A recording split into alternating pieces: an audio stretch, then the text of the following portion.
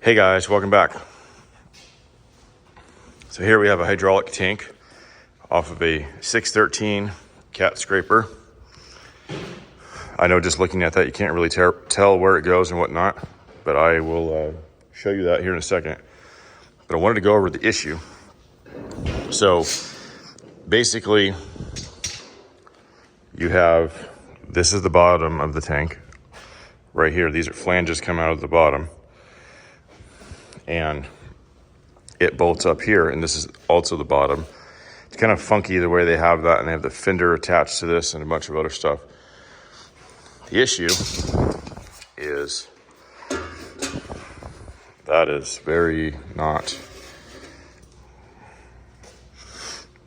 straight, and that's probably due to welding and when they welded those on. So when they put the cork gasket on here, which I believe is what factory calls for, you put that cork gasket, and it pinches the center, because the center will be tighter because it has more of the crown right here. Well, it keeps blowing the gasket out. So after a little bit of thinking, we designed a new flange here with an O-ring, and then O-ring will lay in there. And then now it doesn't matter if this piece is bent, because this is going to get reused. So we're not going to remake this piece. We're going to leave it just like that. Now, putting all those bolts in there, it doesn't matter if it's more pressure in the middle or on the outside, because the O-ring is going to crush down in there.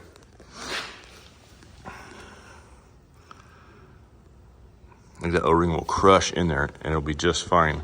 I think it's a 3/8 ball mill that got used. And then this is about a 1/4 inch O-ring. But that should crush in there and it should be perfect. Shouldn't leak. So that's the plan. We will be basically putting this flange on here. Now I think it's crazy that OEM Cat just used 1/8 inch angle iron right here. No weld on the inside. Just one weld on the outside, which is fine. It wasn't leaking from the weld, but it's just 1/8 inch angle iron. That's all it is. And even the side wall here is kind of bowed out a little bit. I don't know. They're just made cheap and lightweight, I guess.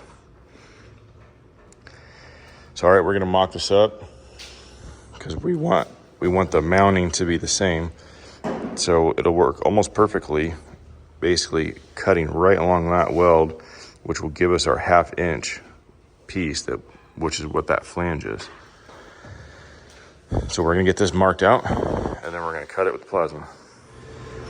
Okay, so before I go crazy cutting everything apart, because the face of this mounting exactly how it was means that these fender holes are going to line up, as well as any other brackets that attach to this. So I took some measurements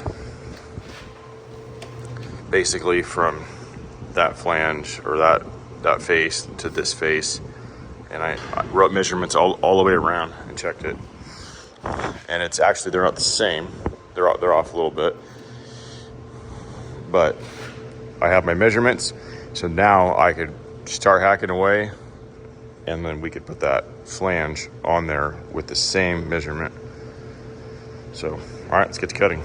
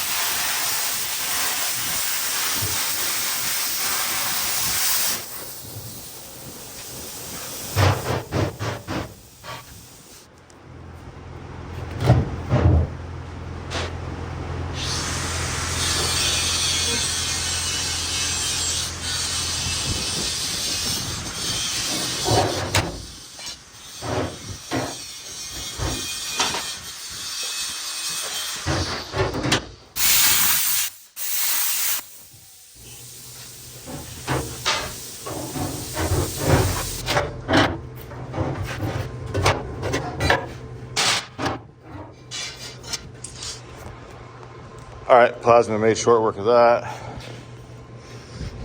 Let's true that one up a little bit. Yeah.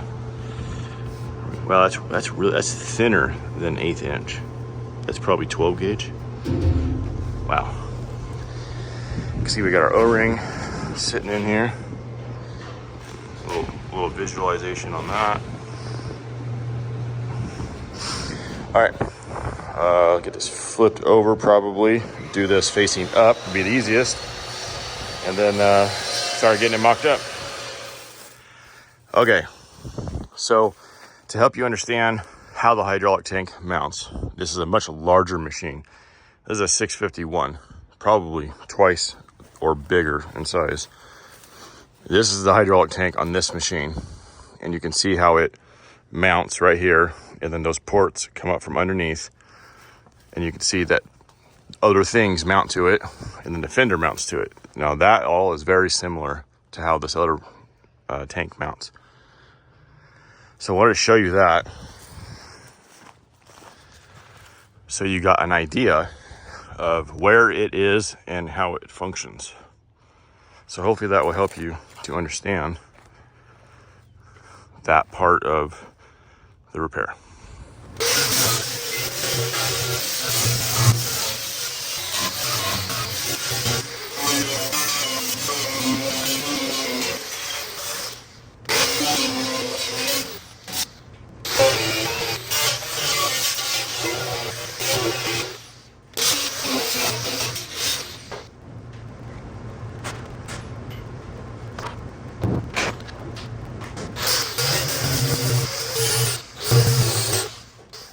All right, so we're cleaning the flange up a little bit. It was hot rolled, so we're gonna clean the mill scale off of it. We want, no mill scale. We want as good as weld as possible in there, least amount of contaminants, because obviously this thing cannot leak. I'm gonna show you how well the Cubetron works for stripping off the mill scale.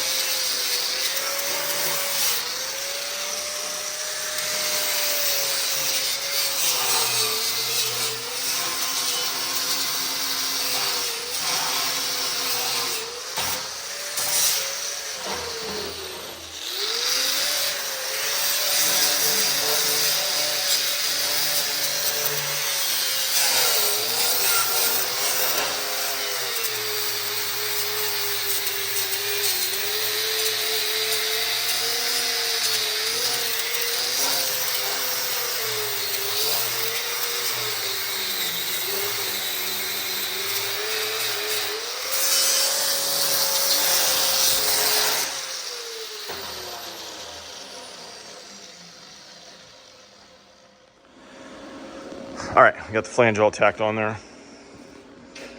Everything's nice and straight according to my reference measurements. We use the Yes Welder 250 Pro to tack that on there. Seems to be a pretty good little machine. I might even consider welding that out with this. I'm not sure yet. But now we need to get this up on the table because I want to weld the outside, basically get the flange facing straight down right here. So I'll get it up there and then get it welded out.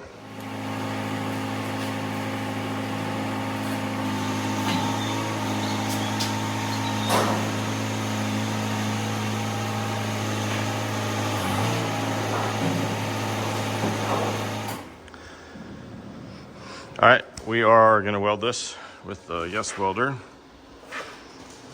And get this thing set up here.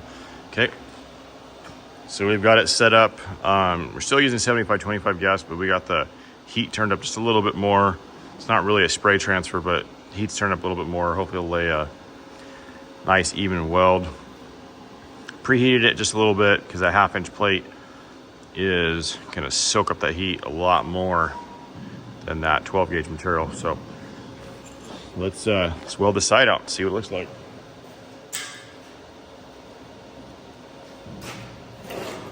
And then we background all of our tacks, so there's no like humps or anything to go over.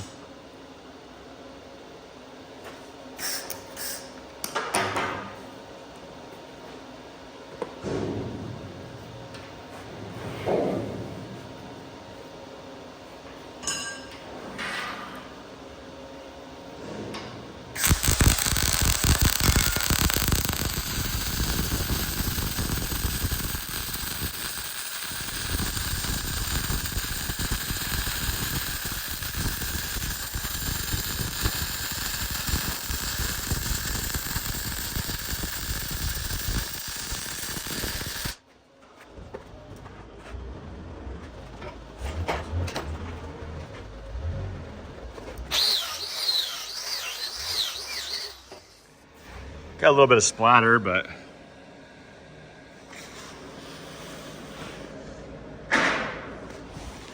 not terrible. All right, let's keep going.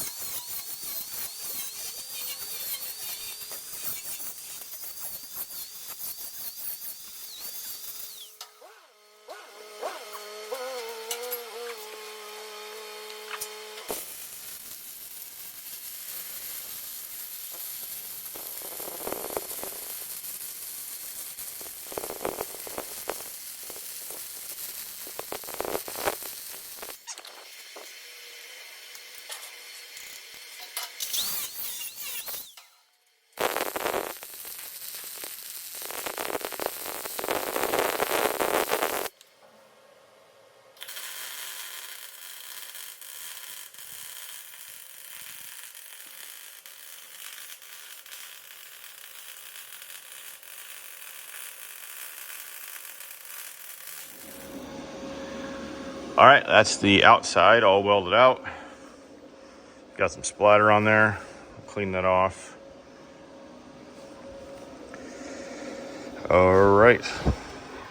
Let's probably clean that off, then we'll flip it over. See if we can weld the inside. Okay, so I'm trying to clean up this inside edge here. You see we got the outside cleaned up nicely. As an example here, this doesn't quite fit in there, but Milwaukee has this tight reach grinder, and we've got plenty of room. Just wanted to show that out. This is a handy tool to have. You can see the difference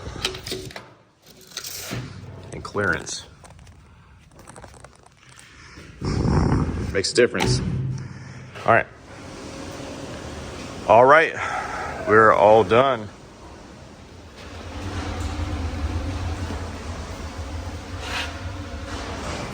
Was able to weld inside there. I could just barely see that weld. So we got that welded out. Got the outside welded out. Got it cleaned up. Yeah, we're good to go. The customer is gonna do the paint and the prep work involving the paint. I knocked off all the dingleberries, and the customer's gonna handle the rest of it.